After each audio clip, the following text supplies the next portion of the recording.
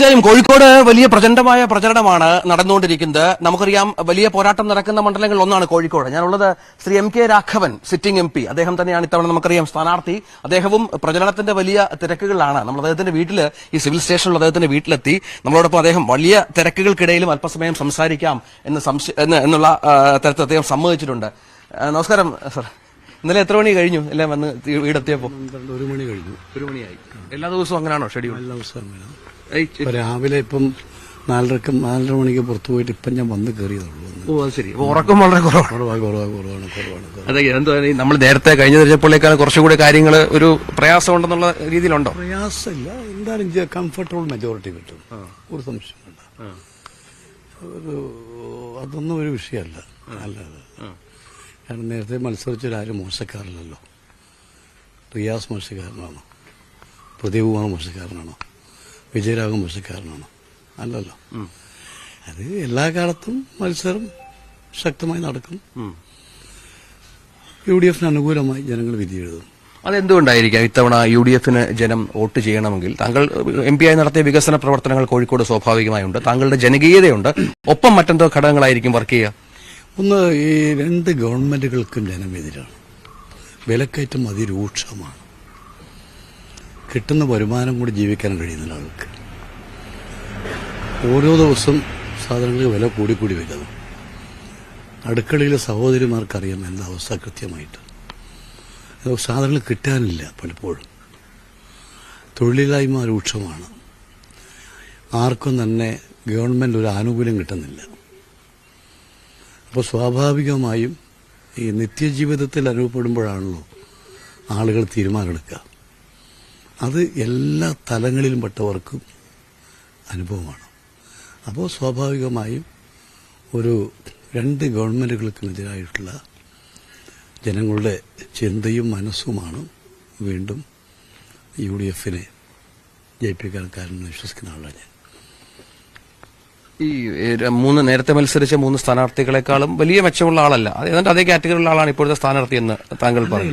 അവരാരും മോശക്കാരൻ മുഹമ്മദ് റിയാസ് മോശക്കാരനാണ്. അദ്ദേഹം അഖിലേന്ത്യാ DYFയുടെ പ്രസിഡന്റ് ആയിരുന്നല്ലേ. പ്രദീപ് കുമാർ ഏറ്റവും പോപ്പുലറായിട്ടുള്ള MLA ആയിരുന്നില്ലേ. അതുപോലെ വിജയരാഘവൻ CPMന്റെ പോളിറ്റ് ബ്യൂറോ അന്ന് CC മെമ്പറാണ്. 3 തവണ MP ആയ ആളാണ്. ഇവരാരും തന്നെ കുറഞ്ഞ ആളുകളൊന്നല്ലല്ലോ. എല്ലാവരെ പോലെയും അതുപോലെ സ്ഥാനാർത്ഥി എന്നല്ലാതെ അവരാരും മോശക്കാരെന്നാർക്കും പറയാൻ കഴിയില്ല. ഈ സാധാരണ ഈ പ്രചരണ പ്രവർത്തനങ്ങളെക്കാളും കുറച്ചൊരു മാറ്റം CPMന്റെ ഭാഗത്തുനിന്ന് ഉണ്ടാകുമെന്ന് തോന്നുന്നു. കാരണം ഞാൻ ഇത് സാറിന് വീണ്ടും തൊട്ട് മുമ്പ് തന്നെ കരീംക എന്നുള്ള പോസ്റ്റാണ് ഞാൻ കണ്ടത്. എന്തായിരിക്കും അങ്ങനെയൊക്കെ? ഒന്നും കാരണം അത് പിന്നെ ആളുകൾ പോസ്റ്റർ അടിച്ചു കൊടുത്താൽ എന്ത് ചെയ്യാൻ പറ്റും? എന്നെ വിളിക്കുന്ന പേരിൽ എന്നെ വിളിക്കാൻ പറ്റും. ഒരു സുപ്രഭാതത്തിൽ എന്നെ ഇന്ന് വിളിക്കണം എന്ന് പറഞ്ഞിട്ട് എനിക്ക് അച്ചടിച്ച് കൊടുത്താൽ അതൊക്കെ എന്താണെന്ന് എല്ലാവർക്കും അറിയാം. ഇതൊക്കെ എന്തിനു വേണ്ടിയാണെന്ന് എല്ലാവർക്കും അറിയാം. ഈ അടിച്ചേൽപ്പിക്കുക എന്ന് പറയുന്നതുകൊണ്ട് അതൊക്കെ അടിച്ചേൽപ്പിക്കുകയാണ്.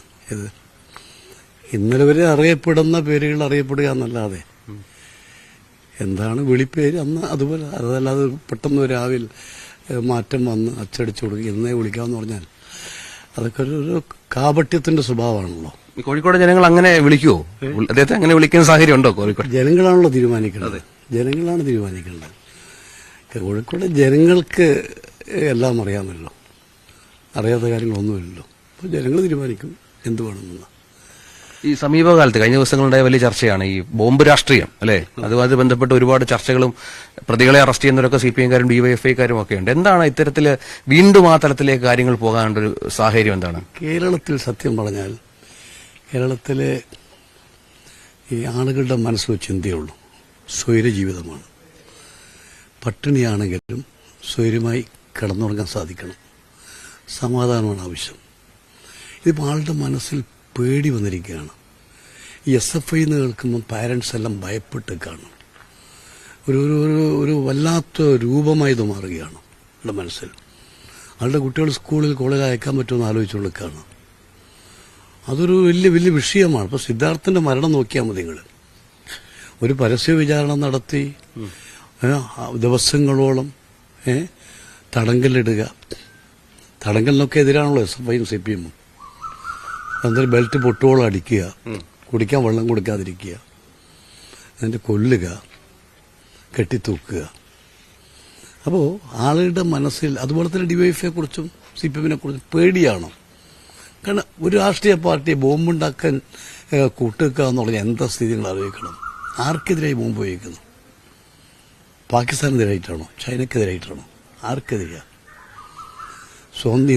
കേരളം ഭരിക്കുന്ന ഭരണകക്ഷി ബോംബുണ്ടാക്കുമെന്ന് പറഞ്ഞാൽ പിന്നെ പോലീസിന്റെ ആവശ്യം എന്താ? ഒരു ഭരണകക്ഷി തന്നെ ബോംബുണ്ടാക്കുന്നു കേരളത്തിൽ, പിന്നെ പോലീസിന്റെ ആവശ്യം എന്താ? കേരളത്തിലെ ഗവൺമെന്റ് CPM ഭരിക്കുന്ന പാർട്ടി നിലയ്ക്ക് പോലീസിനും കൂടെ ഈ നിയമവ്യവസ്ഥയിൽ പോലീസാണ് പ്രധാനപ്പെട്ട ഘടകം. ഇത്തരം കാര്യങ്ങൾ വരുമ്പോൾ കേസെടുക്കാനും മാതൃകാപരമായി സൃഷ്ടിക്കാനും പോലീസാണ് ചെയ്യേണ്ടത്. ആ പോലീസിന്റെ സ്ഥാനത്ത് ഇവർ പോലീസും പട്ടാളവും മാറുകയാണ്. പിന്നെ പാർട്ടിക്ക് ബന്ധമില്ലെന്നാണ് അവർ പറയുന്നത്. ഭീകരവാദ പാർട്ടിക്ക് ഇപ്പൊ ഇന്ന് ബന്ധമില്ലെങ്കിൽ ഇവർ ശവസംസ്കാര ചടങ്ങിൽ ഇവർ പോയില്ലേ? അവിടെ കേസൊക്കെ ആരാ നടത്തുന്നു? ഇതെല്ലാം TP ചന്ദ്രശേഖരനെ കൊന്നപ്പോഴും പറയുന്നതാ പാർട്ടിക്ക് യാതൊരു ബന്ധമില്ല, അത് തീവ്രവാദികളെന്ന് പറഞ്ഞു. ഒടുവിൽ ആരാ കേസ് നടത്തിയത്? CPM-അല്ലേ? ആരാ അവർക്ക് വേണ്ടി പിരിച്ചത്?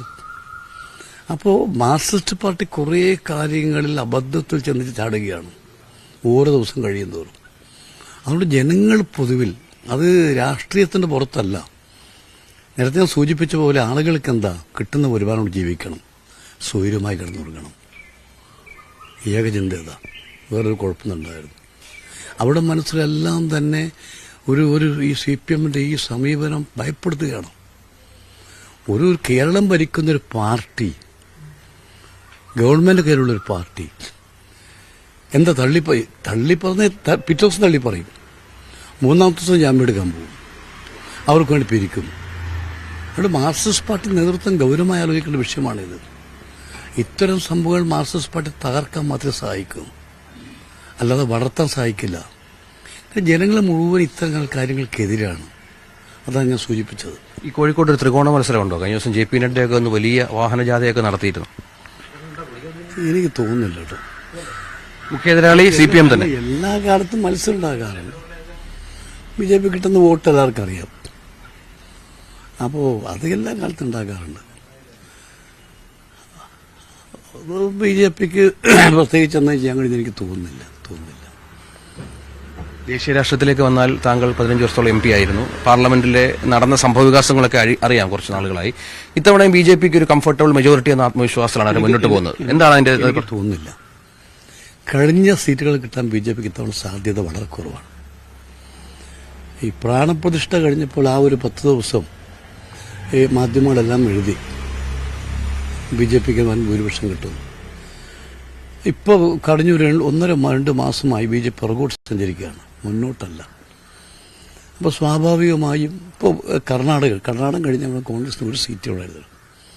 ഇത്തവണ അവർ 12ന്റെ മേലെ സീറ്റുകളെ കാണും, 16 വരെ കർണാടകയിൽ. തെലങ്കാന, അതുപോലെ തന്നെ തമിഴ്നാട്, ബീഹാർ, മഹാരാഷ്ട്ര, ഈ ഇന്ത്യ മുന്നണി മുന്നിട്ടെന്നാണ് ഇപ്പോഴത്തെ ഏറ്റവും ഒടുവിലത്തെ ഇതിൽ പറയുന്നത്. ഇപ്പം UP-യിൽ പോലും ഇത്തവണ ഒരു സൈസബിൾ സീറ്റ് പിടിക്കുമെന്നാണ് പറയുന്നത്. അപ്പോൾ പഴയൊരു അവസ്ഥയിൽ നിന്നും BJP പുറകോട്ട് പോകുന്നതിന്റെ വിശ്വാസം ഒരു സംശയം വേണ്ട. BJPക്ക് പഴയ ഒരു മെജോറിറ്റി കിട്ടാൻ സാധ്യത വളരെ കുറവാണ്. ദിവസം കഴിയുന്നതോറും BJP പുറകോട്ടാണ്. ഇപ്പം SBI ബോണ്ട് കേസ് വന്നതിന് ശേഷം, സുപ്രീം കോടതിയുടെ ഇടപെടലിന് ശേഷം BJP വളരെ പുറകോട്ട് പോയിരിക്കുകയാണ്. കാരണം ED കേസിൽപ്പെട്ട, CBI കേസിൽപ്പെട്ട, ഇൻകം ടാക്സ് കേസിൽപ്പെട്ട ആളുകളെ ഭയപ്പെടുത്തി ഫണ്ട് മൊബിലൈസ് ചെയ്യണം. ഇപ്പോൾ സാന്റിയാഗോ മാർട്ടിൻ എല്ലാവർക്കും അറിയാം, ഒരുപാട് കേസിലുള്ള ആളാണ്. അത് സാന്റിയാഗോ മാർട്ടിൻ്റെ കയ്യിൽ നിന്നാണ് ഈ 1000-ൽ കോടി ബോണ്ട് വാങ്ങിയിരിക്കുന്നത്. അപ്പോൾ BJP എന്തും ചെയ്യുന്നു വന്നില്ലേ? അപ്പോൾ പൊതുവിലെ ജനങ്ങളുടെ മനസ്സുകൾ ഇതൊക്കെ തന്നെ ഒരു BJPയെ കുറിച്ച് നല്ല ചിത്രമേ അല്ല. അതുകൊണ്ട് ഇത്തവണ BJP എനിക്ക് തോന്നുന്നു ഇത്തവണ 2004 സംഭവിച്ചിട്ടുള്ള ഒരു വാജ്പേയിയുടെ പരാജയമാണ് 2004 ഷൈനിങ്. ആ 1 വർഷക്കാല മുദ്രാവാക്യം എല്ലാ മാധ്യമങ്ങളും പരസ്യം കൊടുത്തവരാണ്. അവസാനം റിസൾട്ട് വന്നപ്പോൾ മൻമോഹൻ സിംഗ് പ്രൈം മിനിസ്റ്ററായി. സമാനമായ രാഷ്ട്രീയ സാഹചര്യം ഇന്ത്യയിൽ വന്നുകൊണ്ടിരിക്കുകയാണ്. അതുകൊണ്ട് എൻ്റെ ഒരു വിശ്വാസം ആ ഒരു സാഹചര്യം ഇപ്പോഴുമുണ്ട്. ഇത് സംഭവിക്കും എന്ന് തന്നെയാണ് എനിക്ക് തോന്നിയിട്ടുള്ളത്. ഈ കരുവന്നൂരുമായി ബന്ധപ്പെട്ടുള്ള അക്കൗണ്ടുകൾ മരവിപ്പിക്കപ്പെടുന്നു CPM-ന്റെ. പക്ഷെ അത് ഈ ഫലപ്രദമായിട്ട് അതിന്റെ ഒരു എഫക്റ്റ് ഒക്കെ ജനങ്ങളിലേക്ക് എത്തിക്കാൻ പ്രതിപക്ഷത്തിന് കേരളത്തിൽ സാധിക്കുന്നുണ്ടോ? ED-യുമായി ബന്ധപ്പെട്ട ഒരു ആശയക്കുഴപ്പം കോൺഗ്രസിനുണ്ടല്ലോ അല്ലെ? അല്ല, അതൊക്കെ ജനങ്ങളിലെത്തിയല്ലോ സാധനം. ഇതൊക്കെ തന്നെ ജനങ്ങളിലെത്തിയ സാധനമാണ്, എത്തിക്കേണ്ട ആവശ്യമില്ല. കേരളത്തിലെ എല്ലാവരുടെ മനസ്സും സാധനം എത്തിയല്ലോ. അതിൽ ഒടുവിലത്താണല്ലോ ഇപ്പോൾ ഈ അക്കൗണ്ട് മരവിപ്പിച്ചത്. ജനങ്ങളൊക്കെ അതാ പറഞ്ഞത്, ഈ തെരഞ്ഞെടുപ്പിൽ കേരളത്തിൽ 20 സീറ്റും കോൺഗ്രസ് നേടാനാണ് സാധ്യത കൂടുതൽ. ഓരോ ദിവസം കഴിയുമ്പോൾ 2 ഭരണകക്ഷികളുടെയും ജനപിന്തുണ കുറഞ്ഞു വരികയാണ്. അതിൽ ഞാൻ ഈ പറഞ്ഞ കാര്യങ്ങളെല്ലാം ഉണ്ട്. അതുകൊണ്ട് ഈ തെരഞ്ഞെടുപ്പിൽ UDF കേരളത്തിൽ പഴയതിനേക്കാളും മെച്ചപ്പെട്ട അവസ്ഥ ഉണ്ടാക്കുന്നതാണ് എനിക്ക് തോന്നിയിട്ടുള്ളത്. എങ്ങനെയായി തെരഞ്ഞെടുപ്പ് 3 തെരഞ്ഞെടുപ്പുകളെ പോലെയല്ല, കുറച്ചുകൂടെ സാഹചര്യങ്ങൾ വ്യത്യസ്തമാണ്. സോഷ്യൽ മീഡിയയുടെ കാലമാണ്. എങ്ങനെയാണ് തെരഞ്ഞെടുപ്പിന്റെ ഒരു ദിവസം തുടങ്ങുന്നതും അവസാനിക്കുന്നതും അതിനിടയ്ക്കുള്ള പരിപാടികളൊക്കെ പ്രചരണത്തിന്റെ? അല്ല, പ്രചരണം സ്ഥാനാർത്ഥി പര്യടന പരിപാടിയാണ്. ഇപ്പോൾ ഞാൻ 2 റൗണ്ട് കഴിഞ്ഞു, എല്ലാ പ്രദേശത്തും കഴിഞ്ഞു. 3-ാം റൗണ്ട് ആരംഭിച്ചപ്പോൾ പിന്നെ പഴയതിനേക്കാളും ഒരു അടുക്കും ചട്ടിയുള്ള വർക്കാണ് ഇപ്പോൾ ആരംഭിച്ചിട്ടുള്ളത്. ഇപ്പം 2 റൗണ്ട് വീട് കയറി കഴിഞ്ഞു, ഏറെക്കുറെ. 3-ാം റൗണ്ട് ആരംഭിക്കാൻ വേണ്ടി പോവുകയാണ്. സ്ക്വാഡ് കമ്മിറ്റി നന്നായി വർക്ക് ചെയ്യുന്നു, വീടുകളുമായി നന്നായി ആൾക്ക് ബന്ധപ്പെടുന്നു. അപ്പോൾ എല്ലാ കാര്യങ്ങളും വളരെ കൃത്യമായി കാര്യങ്ങൾ നടന്നുകൊണ്ടിരിക്കുന്ന ഇലക്ഷനായി ഇത് മാറുകയാണ്. അതുകൊണ്ട് താഴെ UDF വർക്കേഴ്സ് വളരെ ശക്തമാണ് എല്ലാ കാര്യങ്ങളിലും. അതുകൊണ്ട് അതൊന്നും ഭയപ്പെടേണ്ട കാര്യമില്ല. അപ്പം തിരക്കേറിയ ഒരു വലിയ ദിവസത്തിലേക്ക് കടക്കുകയാണ്. എന്നാലും വലിയ ഉപകാരം ഞങ്ങൾക്കൊപ്പം ഇവിടെ നിന്ന് ഒരു വലിയ വിജയം ആശംസിക്കുന്നു. നമുക്കിനി MP ആയതിനു ശേഷം കാണാം. അപ്പോൾ അതാണ് സാഹചര്യം.